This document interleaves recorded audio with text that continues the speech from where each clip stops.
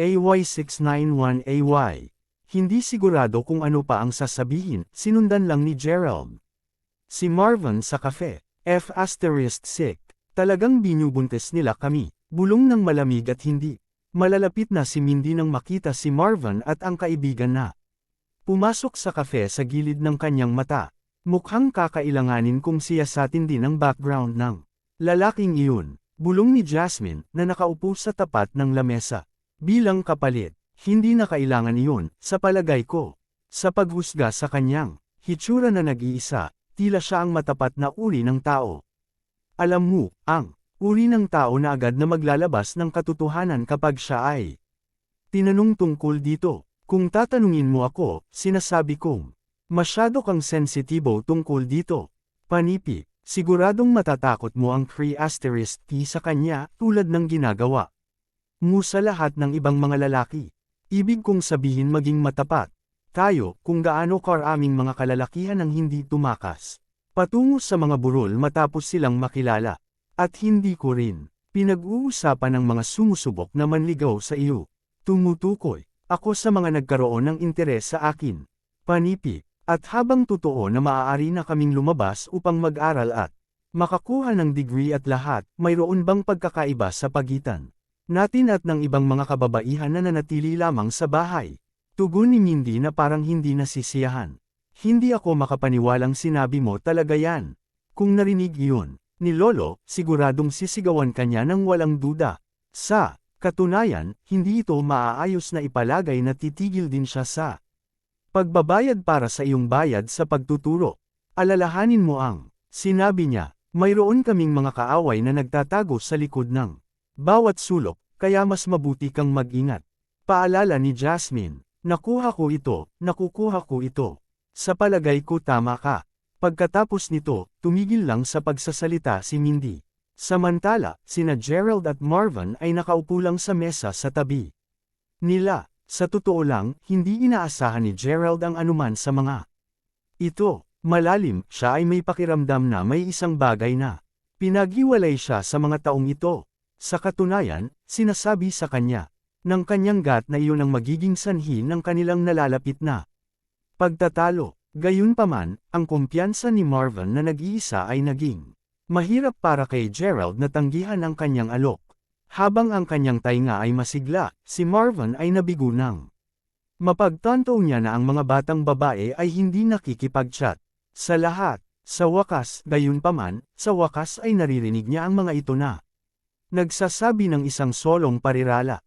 Halika na. Pagkarinig niya nito, nanood si Marvin habang kapwa natapos ng natitirang kape ang dalawa sa mga batang babae bago tumayo at umalis sa kafe. Tulad ng dati, malamig ang bato ng mukha ni Jasmine. Gayunpaman, sa oras na ito, nakatanggap si Gerald ng isang nakakainis na sulyap mula kay Mindy bago umalis ang dalawang batang babae para sa kabutihan. Wow! Talagang sinusuri ka niya, Gerald.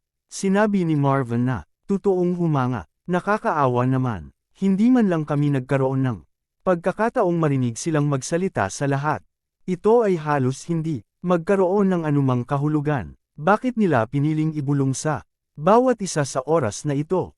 Sumusumpa ako na naririnig ko ang normal na pagsasalita nila sa huling pagbuntot ko sa kanila. Dagdag ni Marvin na napabuntong hininga. Ano ang isang pagpapalam? Paimpol na tinapik ni Gerald ang balikat ng kaibigan habang umiling-iling sa pakikiramay. Anuman, kung ang kanyang kutob ay tama, kung gayon ang kanilang plano ay natuklasan na ng mga batang babae. Nakalulungkot, talagang si Marvin ay tila ganap na hindi nito napapansin. Matapos maghiwalay ng mga paraan sa kanya, hindi man lang nag-abala si Gerald sa pagdalo sa kanyang mga panayam sa hapon. Sa halip ay pipiliing umuwi. Nasa paligid iyon ang napagtanto niya na talagang kailangan niyang maghanap ng pagkakataong makipag-chat kay Jasmine. Habang iniisip niya ito, nagsimulang magring ang kanyang telepono. Nagulat siya, nagpakita ng isang espesyal na numero ang caller ID. Ito ay isang tawag mula sa duo ng Drake at Tyson. Dahil bihira silang tumawag sa kanya maliban kung may tunay na emerhensya, agad na kinuha ni Gerald ang tawag. Ano ito, Ginoo Crawford? Kailangan mong umuwi kaagad sa instant na ito. Ang ilang mga tao ay binubuntis ka at maaari ko lamang ipalagay na nalaman nila ang tungkol sa iyong tunay na pagkatao. Sumagot, Drake, tunog tila urgent. Panipi tuldok. Ha! Matapos marinig iyon, dahan-daang sinubukan ni Gerald na tumingin sa likuran niya nang hindi ito masyadong halata. Gayunpaman, ang nakikita lang niya ay isang masikip na kalye. Nasa campus pa rin siya kung tutusin, kaya karaniwan ang mga pasyang tulad nito. Nasabi ng duo ng Drake at Tyson na siya ay natil sa pamamagitan ng paggamit ng napakasopistikadong aparato sa kaligtasan na palaging dinala ni Gerald. Sa pamamagitan nito, na-monitor nila ang kanyang paggalaw at inalerto siya sa anumang mga natukoy nilang kakaibang katangian. Nagpadala ako ng ilang mga kalalakihan, G. Crawford, mangyaring pigilin ang pagtagal sa labas. Panipi, Roger. Sagot ni Gerald bago tumambay. Pagkatapos ay agad siyang sumakay ng taxi upang umuwi. Naging maingat siya na hindi ibunyag ang kanyang pagkakakilanlan sa sinuman. Tama ba? Sino sa mundo ang maaaring magbuntot sa kanya? Kuya. Ang bata ay nadulas. Panipi, AY692AY. Ang tinig ay nagmula sa isang binata na bahagi ng isang pangkat na binubuo ng katulad na may edad na mga tao. Lahat sa kanilang 5 ay nagtamo ng pantay na malamig at nakamamatay na mga titig. Habang nakatayo sila sa loob ng dagat ng mga tao. Bakit lahat kayo nakatayo pa doon? Sundan mo siya, sigaw ng isa sa mga binata na tila pinuno ng pangkat. Gayunpaman, bago pa man sila makagawa ng kanilang susunod na paglipat, napagtanto ng pangkat ng 5 na napalibutan na sila. Hindi nagtagal ay naganap ang isang away at naganap ang kaguluhan na pumipigil sa kanila na magpatuloy sa kanilang misyon. F***off. Galit na ungol ng pinuno habang itinatabi ang hindi kilalang mga salakay, desperadong sinusubukang takasan ang kaguluhan. Sa oras na sa wakas ay napalaya niya ang kanyang sarili, wala na si Gerald kung saan makikita. Galit pinuno ng grupo pagkatapos ay nagsimulang stampong kanyang paalaban sa kalsada ng Alcatran upang bitawan ang kanyang pagkabigo, tulad ng nangyayari sa loob ng isang manor na nakatago sa paningin ng publiko. Isang grupo ng mga teenager ang lumapit sa isang mayordoma bago tanungin ng isa sa kanila, nasaan ang batang may bahay? Nasa dojo siya, sagot ng mayordoma. Matapos masagot ang kanilang katanungan, ang pangkat ng 12 ay nagsimulang magtungo roon. Samantala, abala si Jasmine sa sparring ng iba sa dojo. Ang kanyang buhok ay nakatali sa isang nakapusod at isinalin niya ang isang malutong, puti, martial arts robe. Ang mga kalaban niya ay 7 binata na karaniwang nagmimisyon. Kasama ang 5 iba pa na ipinadala upang habulin si Gerald. Kahit na malinaw na mas marami siya, si Jasmine pa rin ang gumagawa ng halos lahat ng pambubugbog. Naruroon din si Mindy, kahit na simpleng nangangalot siya ng chips ng patatas habang paminsan-minsang pinapalakayan si Jasmine. Habang nagpapatuloy siya sa pagsuntok sa hangin mula sa kanyang mga kalaban. Napapabuti ka pa nito, batang ginang. Sa paghuhusga sa kung gaano kabilas ang iyong pag-unlad ay malapit na, sa palagay ko ay wala na akong maituturo sa iyo. Sinabi ng kanyang Panginoon na nagmamasid sa kanyang spar sa simula pa lamang. Sa sandaling natapos ang pangungusap ng Panginoon, ang pangkat ng 12 mula kanina ay dumating sa dojo. Nang makita si Jasmine, lahat ng 12 sa kanila ay yumuko ng magkasabay. Ang lahat ng mga kabataan sa dosenang iyon ay mga kilalang kampyon sa buong mundo sa taekwondo at karate. Lahat sila ay masters din ni Jasmine. Ha! Ikaw ay masyadong mapagpakumbaba. Tungkol sa 7 sa iyo, magpatuloy at magpahinga ka muna. Napakalakas mo naman, di ba? Sa kabila ng malubhang dami ng bilang, na kaya mo pa ring lumabas sa tuktok. Sana maging kasing lakas ko, bulalas ni Mindy. Sa gayon, sinubukan ko kayong matuto sa akin. Tulad ng nakagawian, gayunpaman, ikaw ay masyadong tamad na kahit na subukan sa una. Sagot ni Jasmine na may nakangiting-ngiti. Manalo ka, pero syempre hindi ako sisisanay tulad mo. Pagkatapos Nang lahat, sa palagay ko mas akma ako sa pagiging tahimik at inosenteng maliit na batang babae. Dagdag pa, hindi tulad ng mayroon akong antas ng tibay. Gayunpaman, mas nakakatuwa kung paano ka magmukhang isang walang pagtatanggol na dalagita sa pagkabalisa kapag ang mga lalaking iyon mula sa dati ay halos hindi ka nakapatong sa iyo. Pinapaalala nito sa akin kung paano mo pinulbos ang mga ibabang bahagi ng mga mag-aaral noon. Sabi ni Mindy sa pagitan ng hajiikan. Hoy, hiningi nila ito. Tama na, ayoko nang pag-usapan yan.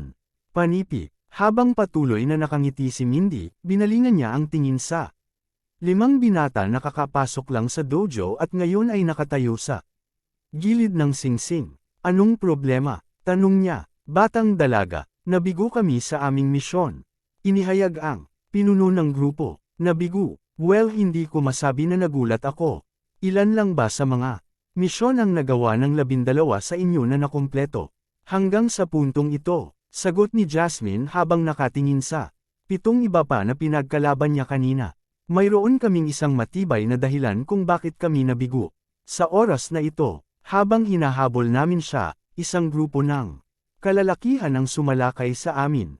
Sa oras na sa wakas ay nagawa naming makatakas sa gulo, ang target ay umalis na sa isang taxi.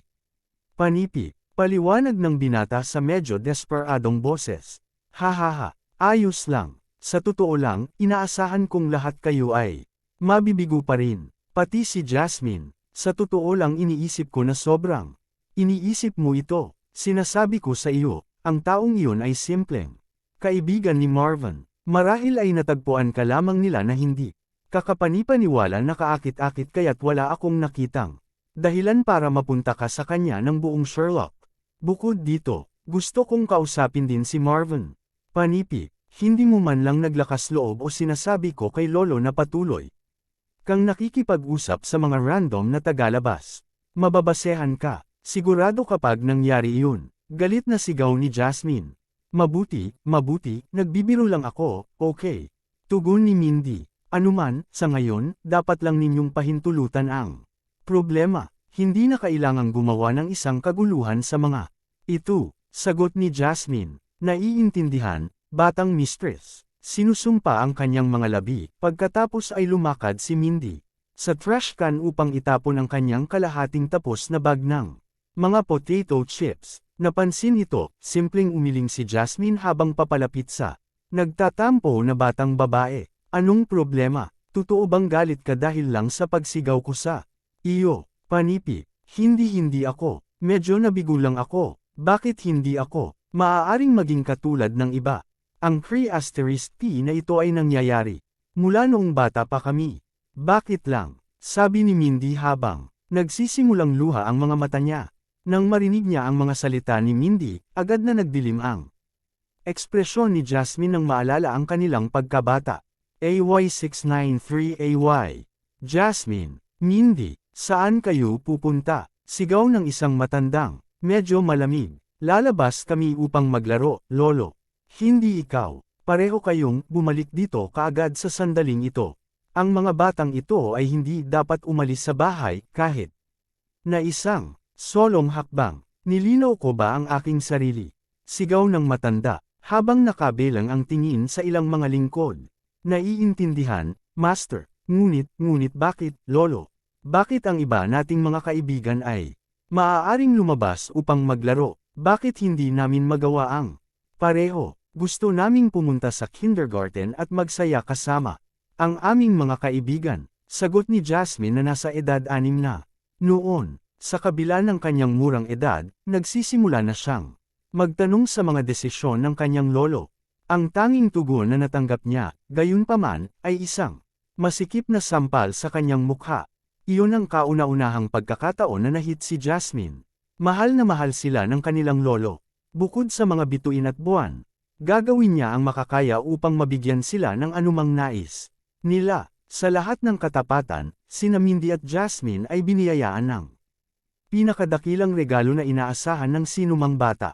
Gayunpaman, lahat ng iyon ay nagkakahalaga. Mula nang ipanganak, ipinagbawal sa kanila ang pakikipag-ugnay sa labas ng mundo. Sa sandaling sa wakas ay naramdaman niya ang epekto ng sampal. Ang batang si Jasmine ay maiiyak na. Ang sampal ay mananatiling sariwa sa kanyang memorya, na pumipigil sa kanya mula sa pag-iwan ng bahay sa loob ng ilang mga taon. Gayunpaman, ang panlabas na mundo ay napakamistiko at puno ng mga kababalaghan. Maya-maya, gumaling sa kanya ang kuryusidad niya. 12 taong gulang siya at sa wakas ay tinangka nilang mag-sneak na lumabas muli upang silipin ang mundo na lampas sa compound ng kanilang bahay. Ang kanilang plano, gayunpaman, ay natuklasan ng lolo. Nung araw na iyon nang maglabas ang lolo ng mahigpit na panuntunan na nakita ng kanilang pamilya. Sa kabila ng pagiging 12 pa lamang, si Jasmine ay hinampas niya ng walang awa. Grabe ang letigo niya na sa oras na tapos na ang kanyang lolo, nahati ang balat sa kanyang likuran at dumudugo siya ng malubha. Gayunpaman, ang sandaling iyon ay pantay na parusa para sa kanyang lolo. Ang matanda ay halos pinapayagan ang kanyang sarili na maluha ang luha ng kalungkutan habang nagpatuloy sa paghagupit sa kanyang minamahal na apo. Panipi tuldok.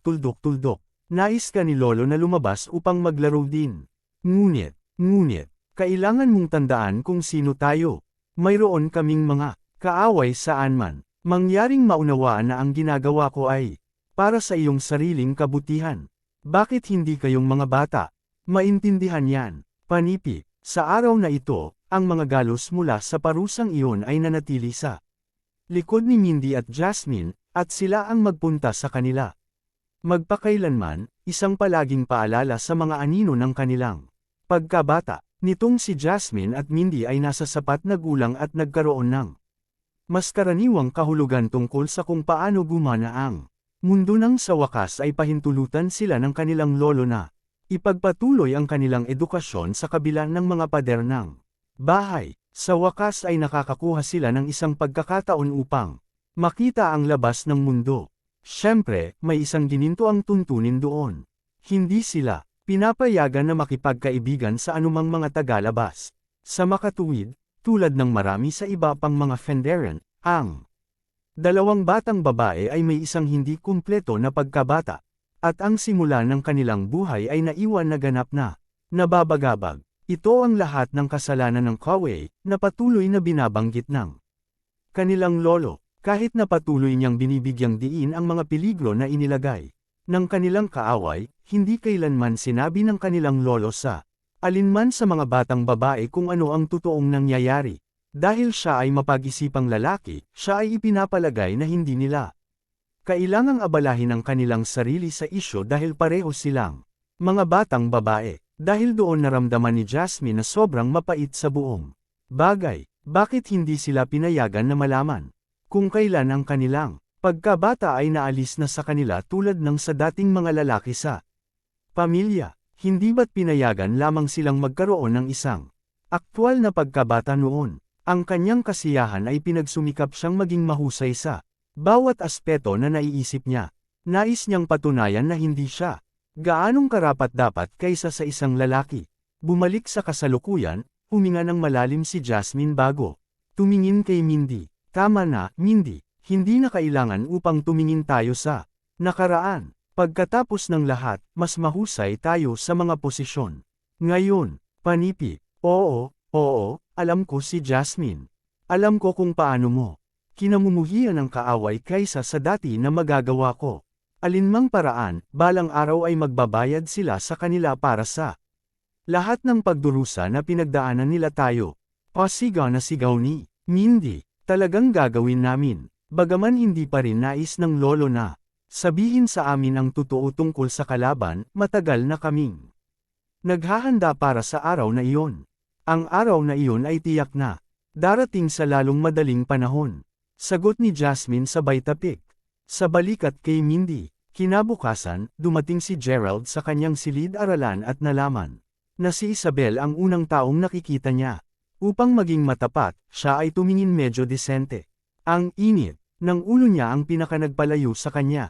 Gayunpaman, tila siya ay nasa isang mabuting kalagayan ngayon, kahit na nagbibiro sa ilang mga kaibigan niya. Sa oras na nakita niya si Gerald, gayunpaman, iginala niya ang kanyang mga mata bago tumayo. Marvin at Gerald, anong pagkakataon? Kapwa mo dapat nakita. Ang cart na puno ng botelya ng tubig patungo sa itaas, tama ba? Sila sa aming klase kaya't pareho kayong dapat na ilabas ang mga ito. Para sa amin, panipi, narinig iyon, ang natitirang mga kamag-aral ay hinihimas ang kanilang mga labi, subukang pilit na hindi ngumisi. Naturally, medyo naiinis si Gerald dito. Alam niya na. Sinusubukan niyang hilahin ang isang kalokohan sa kanila. Si Marvin mismo ay mahirap na gumawa ng anumang pagsisikap upang maitago ang kanyang pangangati. Bakit tayo lang? Walang paraan sa impyerno na tayong dalawa lamang ang makakataas ng lahat ng iyon sa hagdan. Panipi, patawarin mo ako, sinabi niya, hindi natin maiangat ang lahat ng iyon sa hagdan. Sabi ni Gerald habang inuulit ang sagot ni Marvin. AY694AY. Pagkasabi nun, pumunta na siya sa table niya upang umupo. Halos sumabog si Isabel sa galit matapos marinig ang kanilang mga naging kasagutan. Ang kanilang paghiganti ay ganap na hindi inaasahan, lalo na galing kay Gerald. Siya ay naging tinak sa kanyang tagiliran mula pa sa simula. Ang kanyang pag-aatubili na sundin ang kanyang pagtawad ay katulad ng pag-apak sa isang landmine. Paano niya hinahamon ang pagmamalaki sa harap ng lahat? Asar na asar siya na agad niyang itinapon ang kanyang tumbler sa direksyon niya. Sa kabutihang palad, ang mga likidong nilalaman nito ay nagawang magwisik lamang sa sahig sa harap ng kanyang mesa. Ulitin mo ulit yan sa mukha ko. Ipagpatuloy mo. Hinahamon kita. Pasimpleng napatingin si Gerald sa fuming girl. Sa huli, siya ay isa pang nasira na nasa itaas na klase na batang lalaki na inakalang umiikot sa kanya ang buong mundo. May kasiyahan. Masasabi ko ng 10 beses pa kung kailangan mo ako. Makinig ng mabuti ngayon, ayaw mong makaligtaan mo ito sa oras na ito. Sinabi ko na hindi namin may angat ang lahat ng iyon sa hagdan. Ano pa ang gusto mo sa amin? Sagot ni Gerald, kitang-kita ang pangangati sa boses nito. Kung sabagay, nasanay na siya sa pakikitungo sa mga ganoong tao.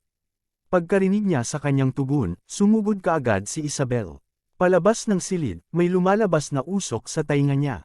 Si Stella, na nagmamasid sa kanilang buong pakikipag-ugnay, ay agad na binaril ng isang nakasisilaw na kamatayan kay Gerald. Tapos na ang lahat sa atin ngayon.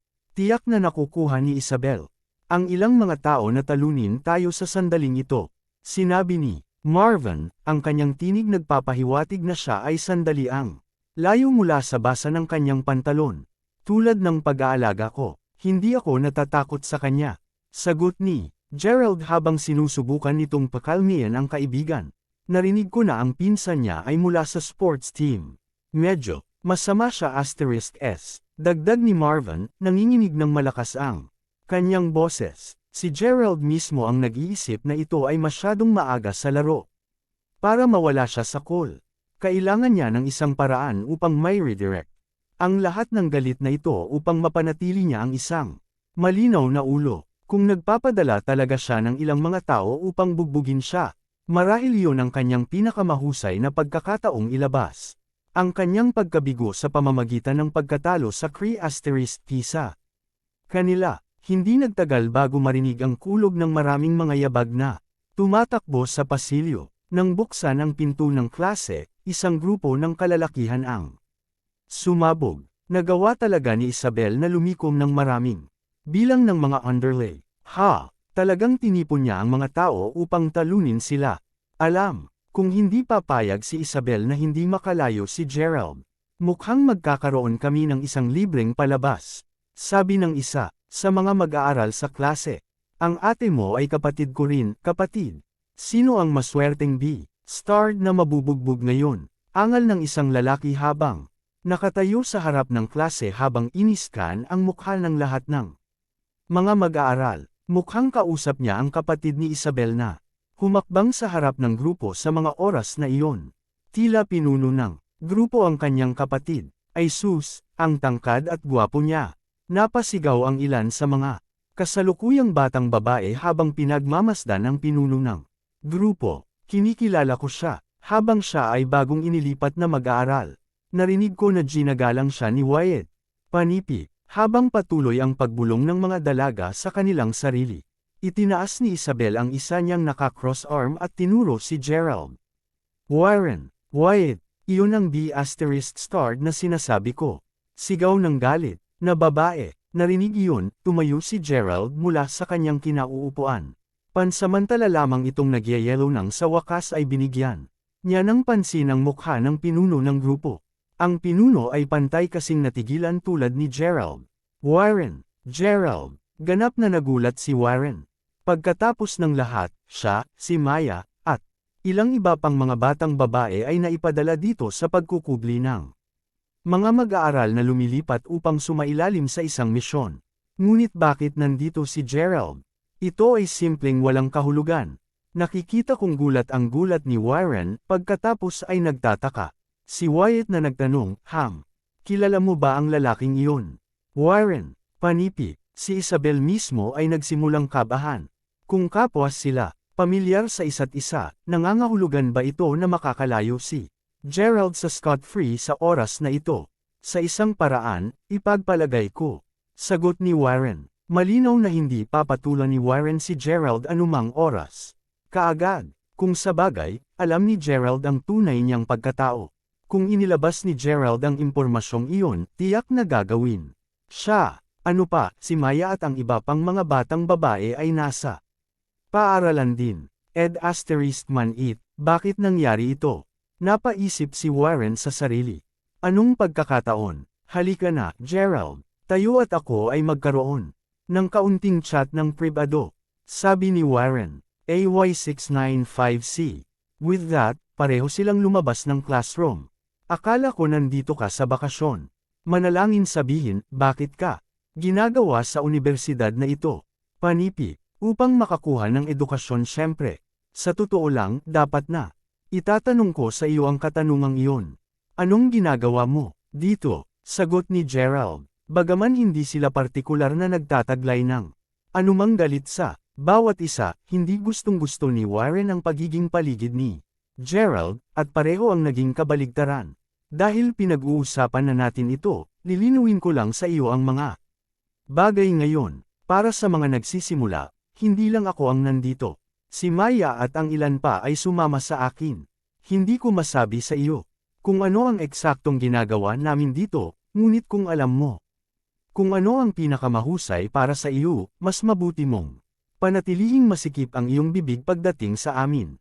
Ang aming pagkakakilanlan ay hindi maihahayag sa ilalim ng anumang mga pangyayari. Ito ang una at pangwakas na babala sa akin, kaya mas mabuti mong alalahanin iyon. Panipi, kapag natapos na siya sa kanyang paliwanag, tumalikod si Warren. Bago lumayo kay Gerald, siguro nandito sila dahil sa isang misyon. Not that I really care. Naisip ni Gerald sa sarili habang tumatawa ng mapait habang umiling. Pagbabalik pa lamang niya sa klase, naramdaman niya ang isang paghila sa kanyang manggas. Nang bumalik siya upang tumingin, napansin ni Gerald ang isang medyo mahiyain na batang babae. Maamo na nakahawak sa kanyang manggas. Sa kabila ng pagiging mahiyain, medyo mahigpit ang hawak niya sa kanya. Hoy Jan, guwapo. Kasalukuyan kaming nangongolekta ng mga donasyon para sa charity. Hindi alintana kung magkano ang ibibigay. Hindi kami magrereklamo. Sinusubukan lamang naming tulungan ang mga bata sa kanayunan na hindi kayang magbayad para sa kanilang edukasyon. Panipi, nang makita na siya ay nagboboluntaryo para sa isang walang pag-iimbot na kadahilanan, si Gerald ay masama ang pakiramdam kahit na iniisip na tanggihan siya. Ano pa, halatang nakikipaglaban siya sa kanyang pagkamahiyain upang makalakam lamang ng mas maraming pondo para sa kawang gawa. Ang pera ay hindi gugugol din na masayang. Katulad ng Scott Howe Elementary, ang paaralang itinayo niya mismo, ang pera ay gagamitin para sa isang mabuting layunin. Tiniyak na ang pagbibigay ng donasyon ang tamang gawin. Pagkatapos ay tumanggo siya sa tuwa ng dalaga. Magkano ang gusto mong ibigay? Tanong ng batang babae na nahihiya. Sa sandaling iyon, ilang iba pang mga batang babae na nagtatrabaho rin bilang mga boluntaryo ay nagsimulang dumapo sa kanya. Napansin nila na ang isa sa kanila ay nakakuha ng isang tao upang magbigay ng donasyon, kaya lahat sila ay may maliwanag na mga ngiti sa kanilang mga mukha. Pumunta tayo na may 50,000 dolyar. Sagot ni Gerald na may chuckle. 50,000, panipi. Ang lahat ng mga batang babae ay pantay na nagulat sa kanyang tugon. Ang mga kampanyang donasyon tulad nito ay karaniwan sa lahat ng mga pamantasan. Karaniwan silang naglalayo na tulungan ang mga mahihirap na mag-aaral na naninirahan sa kanayunan. Ang nasabing mga kampanya ay nagkamit upang makakuha ng isang suporta, at ang karamihan sa mga mag-aaral mula sa universidad na ito ay katulad na handang makibahagi sa pagbibigay para sa isang mabuting layunin. Habang ito ay totoo, ang karamihan ng mga mag-aaral ay magiging handa lamang na magbigay ng isang pares ng mga pera sa pinakamahusay. Ang karaniwang trend ay mas mababa sa $100 bawat donasyon, hindi naman sa nagrereklamo sila. Pagkatapos ng lahat, ang pag-iisip ang mahalaga. Gayunpaman, upang isipin na ipinakita sa kanila ngayon ang isang $50,000 na donasyon. Ang mga batang babae na ito ay nagtatrabaho ng husto upang mangolekta ng mga donasyon para sa hindi bababa sa kalahating buwan ngayon. Ito ang kanilang kauna-unahang pagkakataong nakilala ang isang mapagbigay na mag-aaral.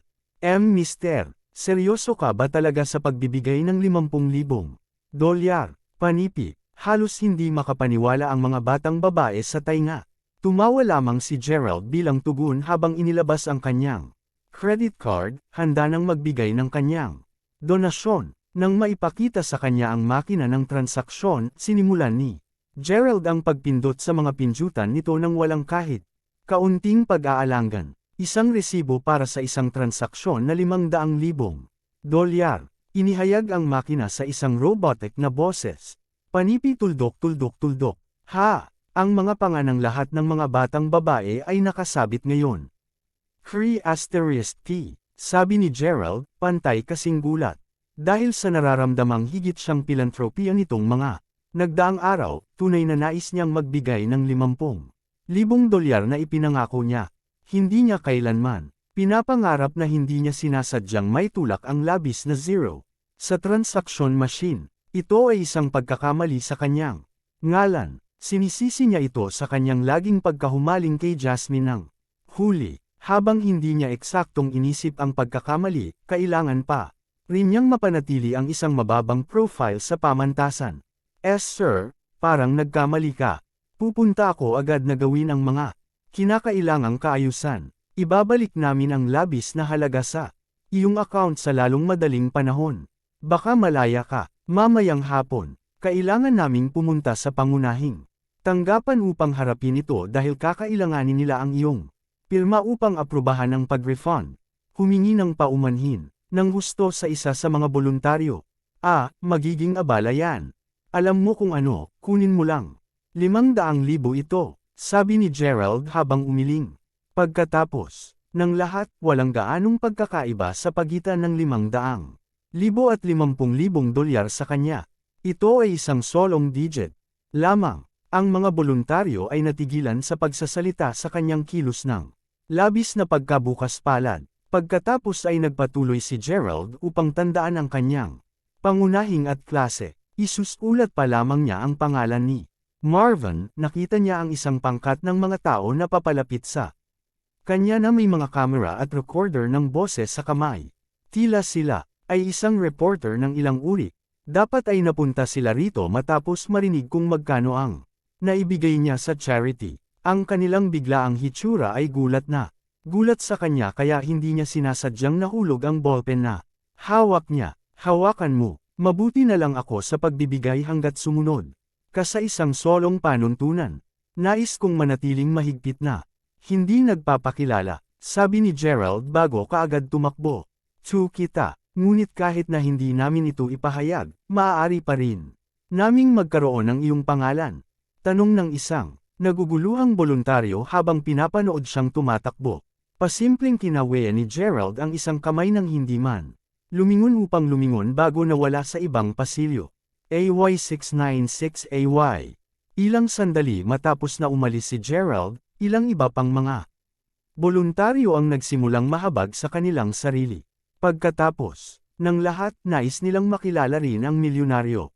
Ang swerte lang nila na wala sila sa oras na iniwan ni Gerald ang napakalaking donasyon. Maaaring nagamit nila ang pagkakataong iyon upang makilala siya. Naku, sa oras na sa wakas nalaman nila ang tungkol sa napakalaking donasyon na nagawa, si Gerald ay matagal nang nawala. Di nagtagal, umalis na ang mga boluntaryo sa lugar. Nasa paligid iyon nang marinig ang malalakas na tagay mula sa loob ng isang silid-aralan. Hindi makapaniwala, nag-donate si Stella ng $4.5 libong sa charity ngayon. Bulalas ng ilang kaklase niya sa tuwa. Nauna nang napansin ni Stella na may nagaganap na kampanya ng donasyon pagdating sa unibersidad. Walang nakitang pinsala sa donasyon para sa isang kadahilanan, ginawa niya iyon. Habang ang naibigay na kabuuan ay wala sa kanya at hindi niya talaga nilalayo na ilabas ang paksa sa kanilang pag-uusap, isang dila ng kanyang dila ang narinig ng kanyang mga bestie tungkol sa napakalaking halaga na kanyang naibigay. Ang impormasyon pagkatapos ay kumalat tulad ng isang sunog sa gitna ng kanyang mga kaklase at hindi nagtagal bago ang buong klase ay sumabog sa sorpresa. Ang kanilang mga reaksyon ay mahusay na ginagarantiyahan. Pagkatapos ng lahat, siya ay isang mag-aaral sa unibersidad tulad din sa kanila, ngunit may kakayahan siyang magbigay ng $4,000 at $500. Ano pa, ang karamihan ng mga mag-aaral ay alinman sa nag-abuloy ng kaunti o hindi nagbibigay ng anumang suporta para sa kawanggawa sa lahat. Anuman ang kanilang mga reaksyon, tunay na hindi ganoon kalaki ang deal kay Stella. Speaking of which, hindi ba sinabi ni Fabian na pupunta siya ngayon sa paaralan? Bakit wala pa siya dito? Kagagaling lang niya mula sa isang kampyonato ng taekwondo at nakuha niya ang pangalawang pwesto na alam mo, sabi ni Isabel habang sumulyap sa pasukan ng silid-aralan. O, maging mas matyaga ka pa. Pang-aasar ni Stella, manalo ka. Paano ako magiging kung hindi siya darating sa lalong madaling panahon? May ibang magsisimulang isipin na siya ay mainit na bagay o kung anuman. Sagot ni Isabel habang nakatingin sa direksyon ni Gerald. Pagkasabi niya lang nun, bumukas ang pintuan ng klase. Brother Fabian. Narito si Fabian. Sa sandaling makita nila siya, halos lahat ng mga mag-aaral sa klase ay nagsimulang ipahayag ang kanyang presensya sa labis na kagalakan. Kuya Fabian, bakit ang tagal mo? Magsisimula na ang klase, sabi ni Isabel habang tumatayo habang siya yelp din sa sarap. Medyo huli na lang ako dahil naabutan ako ng ilang mga babaeng sumusubok na makakuha ng mga donasyon para sa charity. Sa ibaba, sagot ni Fabian habang umiling-iling siya. Nang makita na nakaupo ngayon si Gerald kung saan siya karaniwang nakaupo, pagkatapos ay lumipat siya upang umupo sa tabi ni Isabel. Oh, nag-donate ka rin, Fabian? Tanong ni Stella habang nakangisi. Pasimpleng tumanggaw si Fabian bilang sagot. Hindi lamang siya matangkad, payat, at medyo gwapo, si Fabian din ang pinakamayamang tao sa klase. Ano pa, magaling din siya sa sports. Hindi misteryo kung bakit nakakuha siya ng labis na atensyon mula sa kanyang mga kamag-aral. Ilan ang naibigay mo, Fabian? Alingaw-ngaw na ang nag-donate ng higit ay aanyayahan upang ipakita ang kanilang mukha sa kaganapan ng pagpapahalaga ng donor na dapat ngayong hapon. Panipi, paghanga ni Stella, hindi ako masyadong nag-donate, dagdag pa, hindi talaga ako interesado sa mga ganitong kaganapan. Sagot ni Fabian habang umiling. Bakit pinahahalagahan ng mga tao ang mga ganitong kaganapan? Ano ba naman yan? Huwag mo lang kaming pabitinan, Kuya Fabian. Gaano karami ang nag-donate ng eksakto? Manakit sa mga kaklase niya, 15,000 lamang ang dolyar. Sagot ni Fabian na walang ibang nakita kundi ang sabihin ang totoo. Nang marinig ang kanyang tugon, kaagad na sumunod. Ang katahimikan ay hindi nagtagal, subalit habang ang mga hiyaw at tagay ay napuno ang buong silid. 15,000 dolyar. Sa pamamagitan ng Diyos, nag-donate ka ng 15,000 dolyar, kapatid Fabian. Hiyawan ng ilan sa mga batang babae ng magkakasabay. Siyempre mabibigla sila sa napakalaking donasyong iyon. Si Stella mismo ay labis na kinikilig na hindi man lang niya masabi ang kanyang sarili kahit sandali lang. Brother Fabian, hindi ka panipaniwala iyan. Mahal ka namin ng sobra. Bulalas ni Stella nang sa wakas ay matagpuan niya ulit ang boses nito. AY697AY. Ang isang buong silid-aralan ay nasa isang gulong gulat pagkatapos ng lahat ng labis na kagalakan.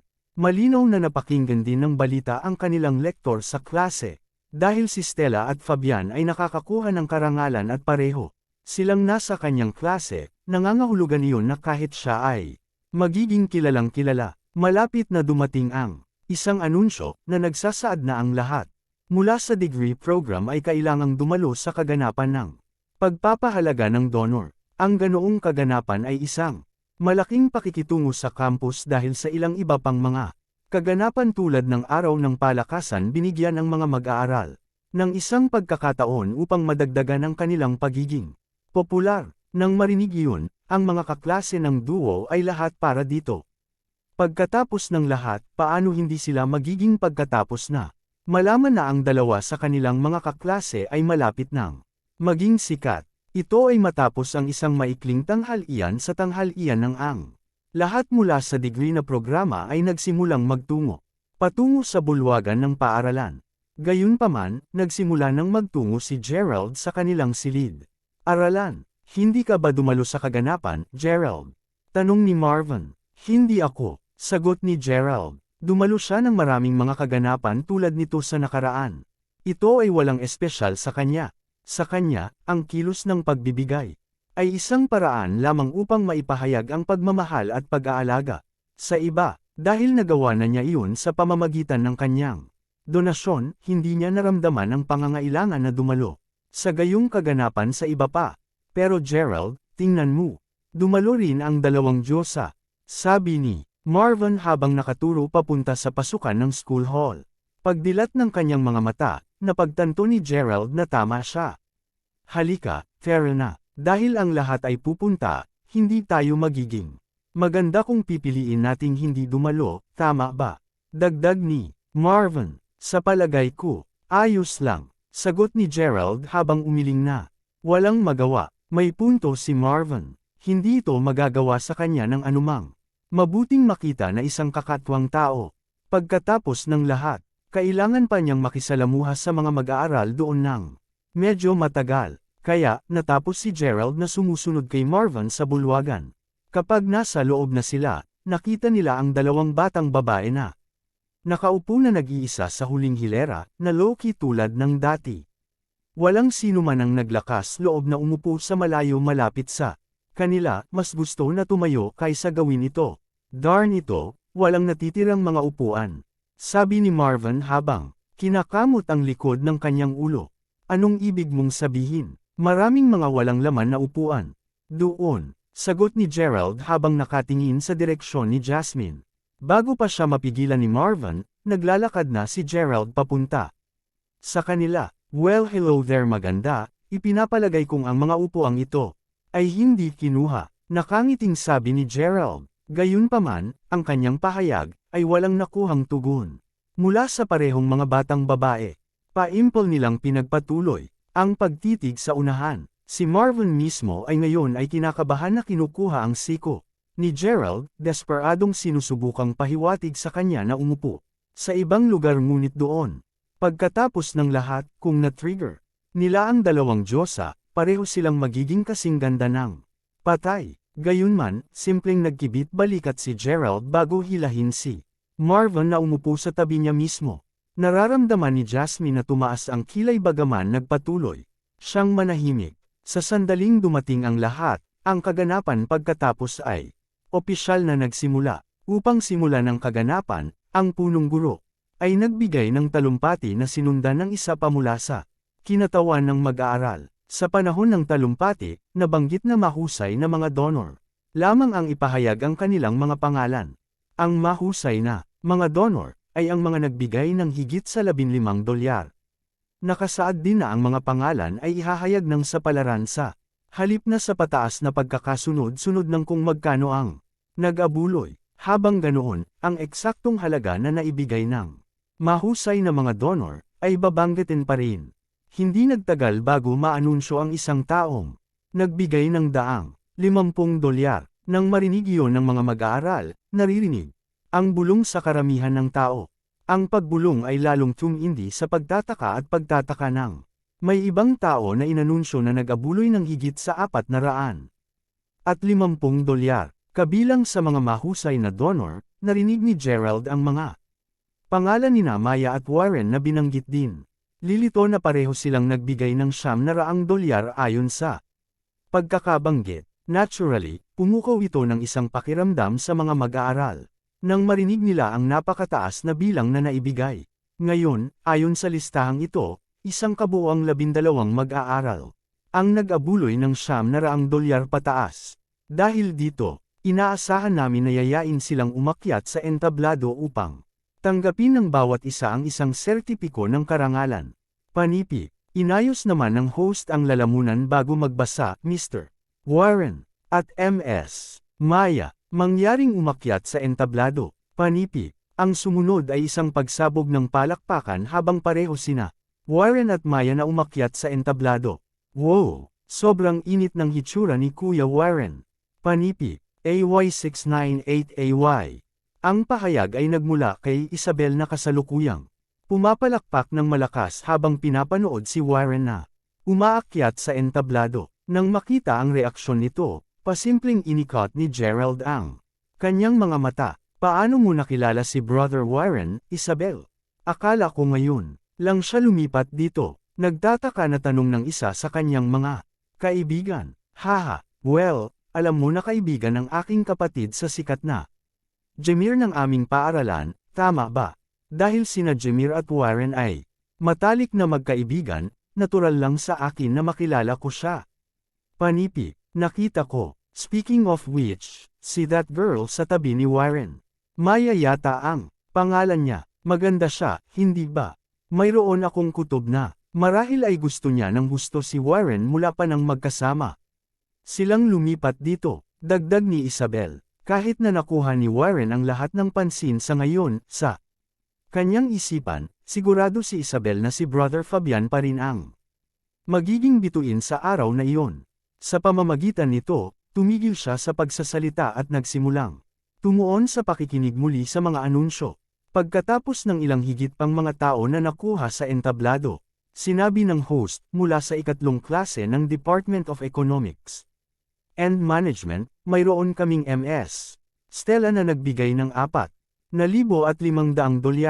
Ms. Stella, mangyaring sumali sa amin sa entablado. Panipi, narinig iyon, ang karamihan ng tao sa bulwagan ay agad na naging ligalig sa saya, kahit na ang mga lecturer na nakaupo sa harap ay tila pinag-uusapan tungkol sa kanya, dahil napansin na ang pagpalakpak ay hindi magtatapos anumang oras sa lalong madaling panahon hanggang sa tumayo siya sa gitna ng iba pang mga nangungunang donor. Si Stella ay bumangon at nagsimulang maglakad sa halip ay walang tigil patungo sa entablado. Sa parehong oras, si Isabel ay nakakakuha ng masalimuot sa segundo. Kung tutuusin, turn naman ni Brother Fabian na sumunod sa entablado. Pagdating sa entablado, tumayo si Stella sa gitna mismo, na hinihimok ang karamihan upang dahan-daang mabawasan ang kanilang pagyayaman. Nahanap ang kanyang pagkakataong magsalita, ang host, na tila lalong nagiganyak, pagkatapos ay inihayag, susunod, mula rin sa pangatlong klase ng Department of Economics and Management. Mangyaring maligayang pagdating kay G. Fabian na nagbigay ng $15,000. G. Fabian, mangyaring umakyat ka sa entablado. Panipi, kaagad pagkatapos marinig yun, natahimik ang buong bulwagan. $15,000. Ang kasayang sumunod ay ang pinakamalakas pa. Kasabay ng malakas na kulog ng palakpak, nakapagtataka kung bakit hindi nabasag ang lahat ng mga bintana ng salamin sa bulwagan. Ang tainga ng lahat ay umaalingaw mula sa lahat ng ingay. Kung sa bagay, may nagbigay ng $15,000. Siyempre magpapasabot yun sa karamihan. Diyos di asterisk man. Marami yan. Panipi. Oo naman. Si Fabian ang pinag-uusapan natin. Panipi. Alam kong mayaman si Fabian, pero sa Diyos. $15,000 ang iba pa. Panipi. Sa sandaling iyon, maraming tao mula sa karamihan ng tao ang sumisigaw sa labis na pagtataka.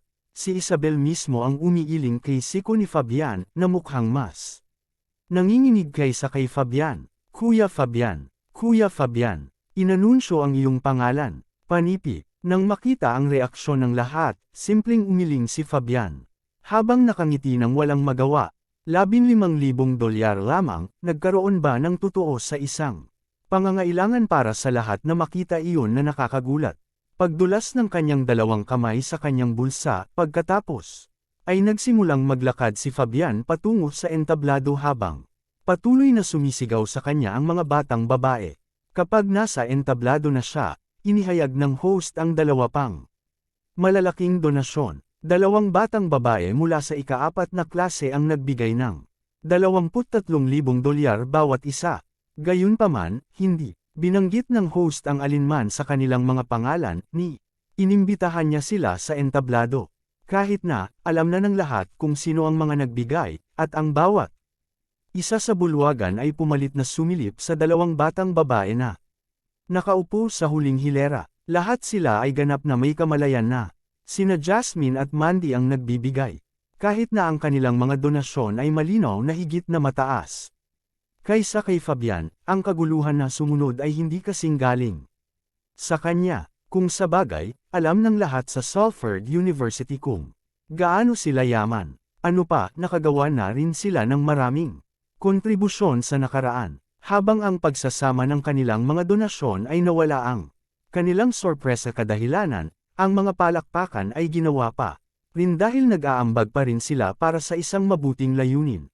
Pagdating sa ika-12 na mag-aaral, gayunpaman, tila talo ang host. Well, bago ito, habang ang mag-aaral na ito ay nag-donate ng pinakamaraming oras sa oras na ito, isinulat lamang niya ang kanyang klase at kung aling departamento siya nagmula. Dahil ayaw niyang ibigay ang kanyang pangalan, ay respeto lamang namin ang kanyang desisyon na manatiling hindi nagpapakilala. Anuman, umaasa akong lahat ay nagbibigay ng malakas na palakpakan sa sandaling inanunsyo ko ang kanyang klase. Panipi, saang klaseng siya nanggaling? Ilan pa nga ba ang naibigay niya? Nagtataka ang mga estudyante sa kanilang sarili na nagtataka. Inaabangan ng lahat ang pangwakas na anunsyo, lalo na sina Fabian, Stella, Maya, at Warren habang nagpapalitan sila ng tingin sa entablado ng inaasahan. Kabanata 679. Gayon din mula sa ikatlong klase ng kagawaran ng ekonomiya at pamamahala, ang nangungunang donor ay nagbigay ng malaking halaga ng $500,000. Sigaw ng host na excited. Ang tugon ng mga mag-aaral sa anunsyo ay isang napakalakas na dagandong ng parehong pagkabigla at pagkamangha. $500,000 upang isipin na isinasaalang-alang na nila ang $15,000 na donasyon ni Fabian na higit sa tuktok.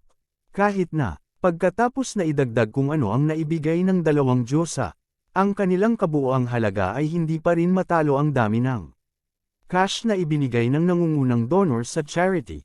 $500,000. Sa malamig na matigas na salapi, ang halagang iyon ay madaling maabot kahit na ang kisame ng hall. Hindi lamang ang mga mag-aaral ang namamangha. Kahit na ang mga pinuno at lektor ng paaralan ay bumangon mula sa kanilang pwesto, pumalakpak sa sobrang pagkabigla sa napakalaking halaga. Habang nangyayari ang lahat ng ito, abala sina Warren at Maya sa pagsilip kina Fabian at Stella. Mismong sina Fabian at Stella mismo ay tumingin ng buong pagkamangha. May isang tao mula sa kanilang klase na nag-abuloy ng $500,000. Narinig mo ba yan, Isabel? Ang nangungunang donor ay mula sa aming klase. Sigaw ng ilang kaklase ni Isabel. Ginawa ko, ngunit sino ito? Sagot ni Isabel sa kanyang kaba, $500,000. Iyon ay hindi maliit na halaga, kahit na para sa mas mayamang pamilya. Habang patuloy na lumalaki ang kaguluhan sa bulwagan, nakita nina Jasmine at Mandy na nagkatinginan sila. Habang pareho silang bihirang magsalita ng isang salita sa iba pang mga mag-aaral sa paaralan, maging sa panahon ng kanilang regular o unyon na mga klase, alam na alam nila ang mga background ng karamihan sa kanilang mga kamag-aral. Halimbawa, si Marvin Wadley. Kahit na ang parehong partido ay hindi pa nakikipag-usap sa isa't isa dati, nakita siya ng Dalawang batang babae bilang isang kaklase at tinulungan pa nila siya sa maraming mga okasyon sa nakaraan. Habang hindi sinaktan ni Marvin na kakaiba na ang kanyang ama, ay nakakaranas ng mas kaunti at mas kaunting mga problema sa kabila ng pagtatrabaho bilang isang iligal na gabay sa paglilibot. Kamakailan lamang, totoo lang lahat salamat sa mga lihim na intervention ni Jasmine. Ito ang katibayan ng kung gaano kapwa alam ng mga ito ang pinagmulan ng kanilang mga kamag-aral. Ito rin ang dahilan kung bakit sigurado silang wala sa kanilang mga kamag-aral na wala pa sa entablado ang may kakayahang malayang magbigay ng 500,000 dolyar. Ginoo, si Fabian at Ms. Stella, pareho kayong galing sa pangatlong klase din, di ba? Ang nangungunang donor ay tila isang tao mula sa iyong klase, sabi ng host habang nakatingin sa dalawang estudyante. Panipi tuldok.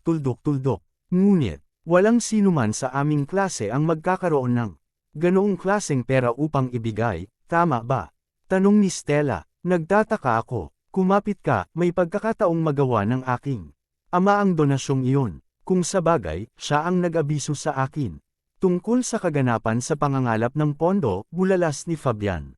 Nang mapagtanto ang posibilidad, dahil ang pagpalakpak ay kanina pa namatay sa mga bulungan na tinatalakay ang tunay na pagkatao ng nangungunang donor, ang bulwagan ay tahimik na sapat para marinig ng lahat ang nakakagulat na malakas na pag-angkin ni Fabian. Nakatingin na sa kanya ang lahat, kasama na si Maya. Bago siya lumipat, narinig na niya na mayroong ilang mga sikat na jocks mula sa Departamento ng Economics at Pamamahala. Mayroong Jamir mula sa huling batch, si Fabian mula sa isang ito. At pati na rin kay Wyatt. Lahat sila ay ipinanganak na may isang kutsara ng pilak. Kaya, bakit hindi mo tawagan ang iyong ama upang kumpirmahin? Ito, mungkahi ni Maya. Mas makabubuting kumpirmahin ito. Tumawag ka, Fabian. Panipi, sinabi ng ilan sa mga mas mataas na paaralan din. Narinig iyon, inabot ni Fabian ang kanyang telepono at nagsimulang tawagan ang kanyang ama. Samantala, ang lektor ng pangatlong klase ay lumakad sa kanyang mga mag-aaral, isang malaking ngisi sa kanyang mukha. Habang naghihintay kami, nasaan ang mineral water na dinala natin kanina? Maging mahal at dalhin sila, hindi ba? Sabi ng guro, habang nakatingin kay Isabel. Tuwang-tuwa ako na nakalimutan ko ang lahat tungkol dito. Sagot ni Isabel habang marahang tinaplos ang noo. Basta makukuha lang natin. Sasabihin kong 6 na kamag-aral na magdala ng mga bote pagkatapos. Nasaan sina Marvin at Gerald? Tanong ni Isabel habang iniskan ang karamihan ng tao. Sinusubukang hanapin sila. Nagdago sila sa isang sulok. Sabi ng isang batang babae. Na pagkatapos ay tinuro ang kanilang direksyon. Manalo ka, sinabi ko sa inyong dalawa na dalhin ang mga bote ng tubig kanina ngunit hindi mo ginawa. Ngayon kailangan kung maghanap ng iba pang mga mag-aaral upang matulungan kayo sa gawain. Hindi ba kayong dalawa maaaring gumawa ng anumang bagay na tama maliban sa pagtulog sa paligid? Sabi ni Isabel, habang binibigyan sila ng naiinis na tingin. Bago pa sila makapag-reply, umalis na siya kaagad, sumisigaw sa isa. Pang-apat na kamag-aral na sumali sila sa duo. Hindi naging estranghero si Gerald sa mga kaklase tulad ni Isabel. Sa mga batang babae na tulad niya, ang lahat ng iba pang mga lalaki. Bukod sa taong napapasok niya ay hindi magiging sapat para sa kanya. Pagkatapos ay muli, hindi tulad ng pag-aproba nito na may katuturan kay Gerald. Kabanata 700. Dahil tiyak na magiging masama siya kung hindi niya nakuha ang tubig sa oras na ito, umalis sina Gerald at Marvin sa bulwagan. Sa kanyang isipan, si Gerald ay matapat na bumubuntong hininga na. Hindi pa tinawag ang kanyang pangalan kanina bilang nangungunang donor. Sa kabilang banda, naramdaman ni Mandy na may wala sa kanya. Habang pinagmamasdan sina Gerald at Marvin na palabas ng hall. Hoy, Jasmine! Kanina pa nang dumaan sa akin si Gerald, ramdam ko ang mabilis na pagpintig ng puso ko. Hell, para sa isang segundo. Doon, isinaalang-alang ko pa ang pag-iisip ng pagnanais na manatili siya sa aking tabi. Ano ang pakiramdam sa lupa?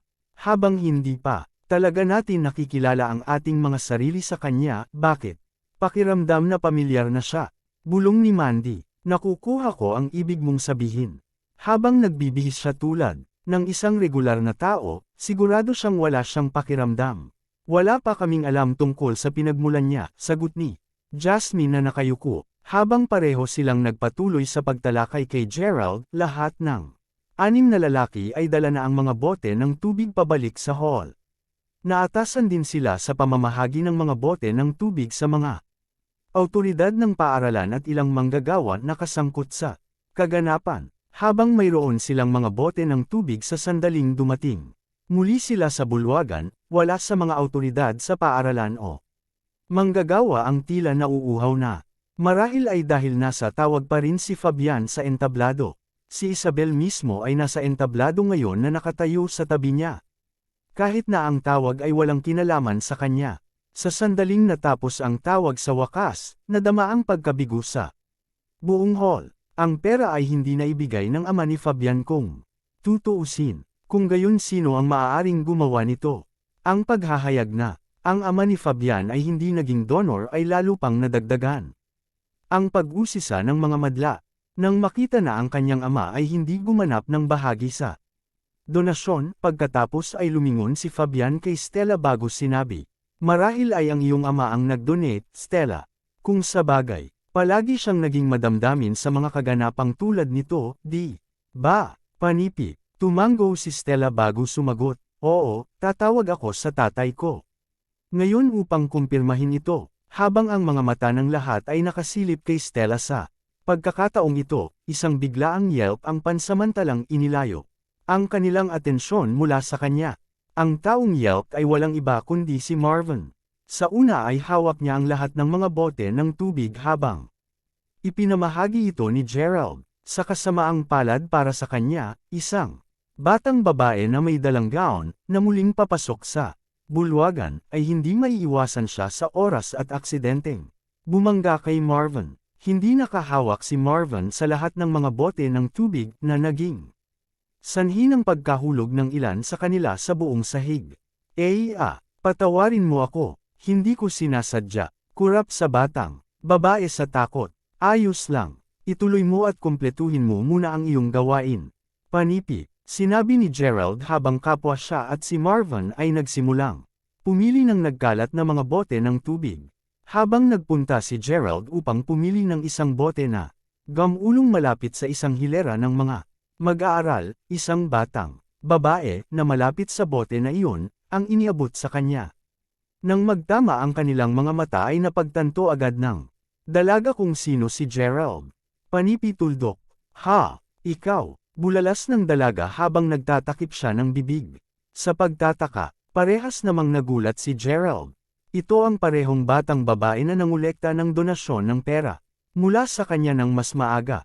Dahil sa nakatuon ng pansin ni Gerald sa pangangalap muli ng mga nahulog na bote, hindi niya ito napansin sa oras. Sino ang mag-aakalang nandito siya? Lalo na itong naging awkward para kay Gerald. Sa wakas natagpuan kita. Maaari ba akong magkaroon ng iyong pangalan ngayon? Masayang sigaw ng dalaga, hindi namalayan kung gaano kalakas ang boses nito. Ano ang nangyayari doon? "Luis," sinabi ng isa sa mga mas mataas na kaganapan sa medyo inis na tono. Hindi, kita mo po sir." Siya ang utol na sabi ng dalaga. Bago pa man niya mapayapa ang sarili, marinig pa ang ilang hingal ng tuwa. Ang iba pang mga voluntaryo na kanina pa naruroon nang gumawa si Gerald ng napakalaking donasyon ay nakapasok lamang sa hall, at lahat sila ay nasiyahan na makita siyang muli. Nakikita ang mga reaksyon ng mga batang babae, tahimik lamang ang napapanood ng buong bulwagan. Kahit na ang mga nasa entablado ay nakatingin kay Gerald.